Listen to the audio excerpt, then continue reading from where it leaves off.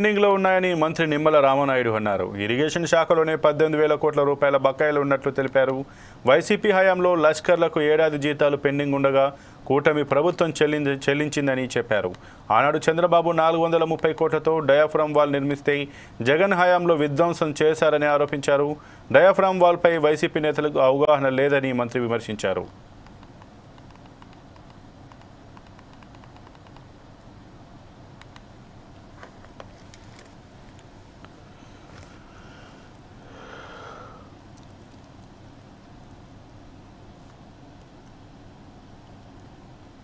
ఆంధ్రప్రదేశ్ రాష్ట్రంలో 14-19లో రాష్ట్ర విభజన వల్ల జరిగిన నష్టం కంటే 19-24లో జగన్ పాలన వల్లే ఈ రాష్ట్రానికి ఎక్కువ నష్టం జరిగినటువంటి పరిస్థితి.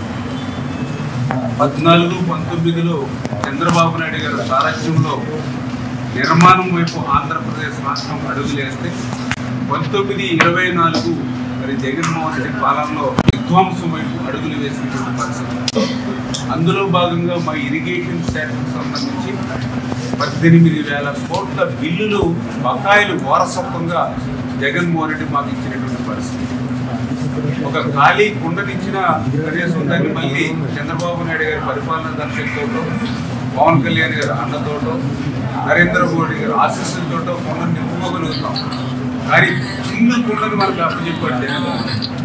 అందులో నీళ్లు పోస్తే చిల్లు కుండలో నీళ్లు ఎట్లా కారిపోతాయో అట్లా వీళ్ళందరూ సంపద సృష్టించి దాన్ని సంక్షేమ అభివృద్ధి కోసం ఖర్చు పెట్టాలని అంటే గత ప్రభుత్వం తెచ్చినట్టు అప్పులు తీర్చడానికి, అప్పుల మీద వడ్డీలు కట్టడానికి సరిపోయేటువంటి పరిస్థితి ఈరోజు ఈ రాష్ట్రంలో ఉంది.